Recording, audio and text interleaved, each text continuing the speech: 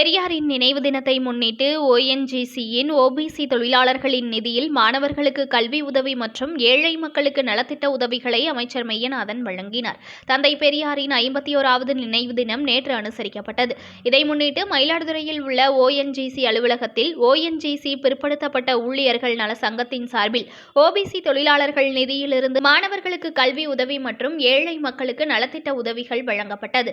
இதில் பிற்படுத்தப்பட்டோர் நலத்துறை அமைச்சர் மெய்யநாதன் கலந்து கொண்டு 90 மாணவ மாணவிகளுக்கு கல்வி உதவித்தொகைக்கான காசோலை, 50 மாணவர்களுக்கு புத்தகப்பை, தரைக்கடை வியாபாரிகள் 15 பேருக்கு குடை மற்றும் ஒரு மாற்றுத்திறனாளி பெண்ணுக்கு மின் மோட்டார் பொருத்தப்பட்ட தையல் இயந்திரம் ஆகியவற்றை வழங்கி சிறப்புரையாற்றினார்.